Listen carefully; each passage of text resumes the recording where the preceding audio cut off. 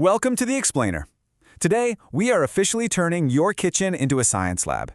We're focusing on a fantastic tutorial para un experimento seguro, which is just a really beautiful way of saying a safe experiment tutorial that you could easily pull off right at home.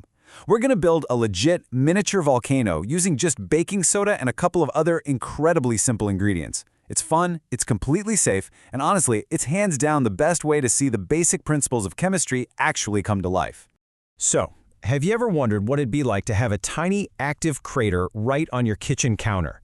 Are you ready to create some spectacular, but totally controlled and safe destruction?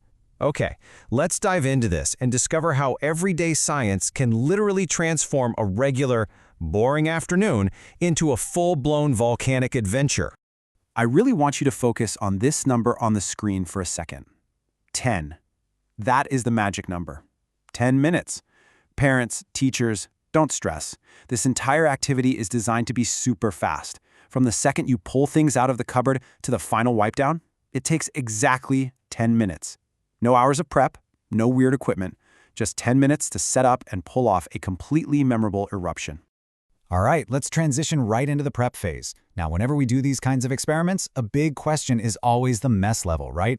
Well, the mess here is practically nothing, just a little bit of foamy residue that's ridiculously easy to clean. Setting this up on a plastic tray or even just doing it right in the sink is absolutely perfect. Let's see what we need to grab to get this magic started.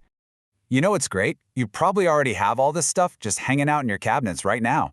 We're going to need 2 tablespoons of baking soda, half a cup of regular vinegar, and just 1 quick squirt of everyday dish soap. You'll also want a main container, like a cup or an empty plastic water bottle, plus a wide tray to catch the overflow. Now notice the food coloring on that list? It's totally optional, but honestly, I highly recommend throwing in a few drops. A little red or orange is the absolute perfect visual trick to make it look exactly like glowing molten lava.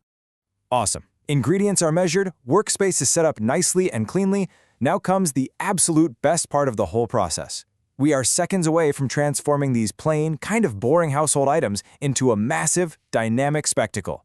Are you ready for the countdown? Here we go. 3, 2, 1, it's eruption time. Let's run through the steps really fast. Put your cup dead center on the tray. Drop in the baking soda, then add your squirt of dish soap and the food coloring.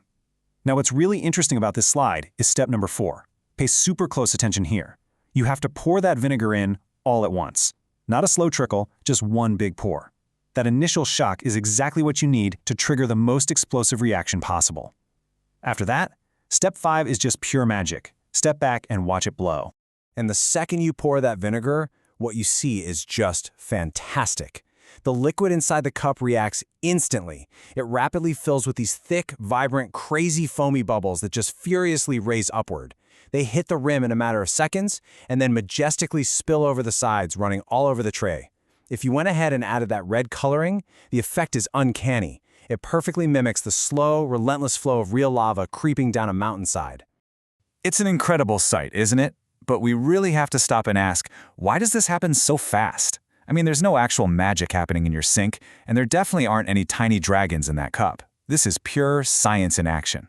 Let's use this moment to pivot from just a fun visual into a really cool learning opportunity.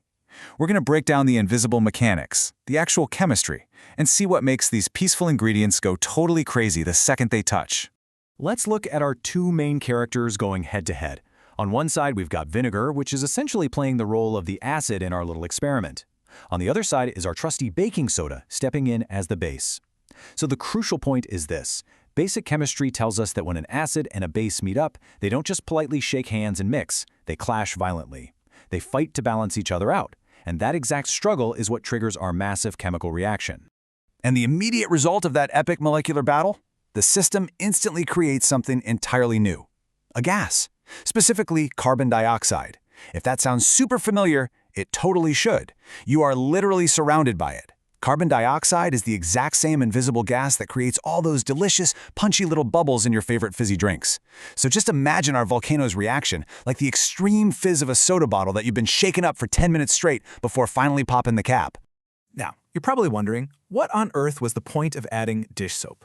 Well, as that carbon dioxide gas is furiously generated at the bottom of the cup, the soap essentially acts like a net. It catches that invisible gas, immediately trapping it inside thousands and thousands of tiny, super resilient soap bubbles.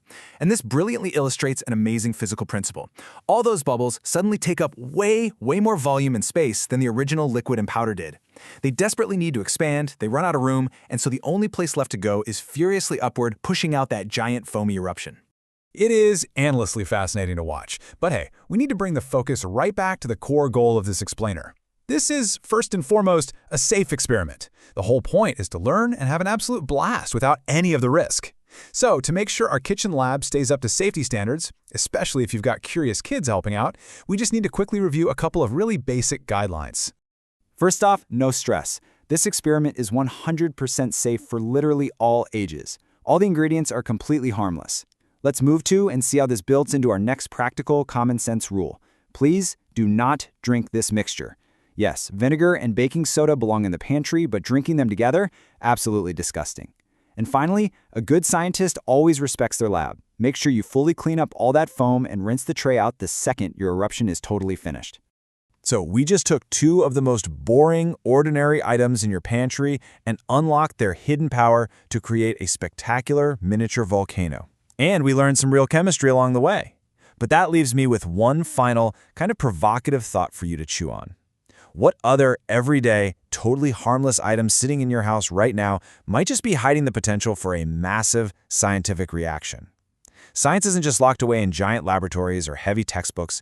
It is literally all around us, in every single room, just waiting for someone curious enough to spark a discovery.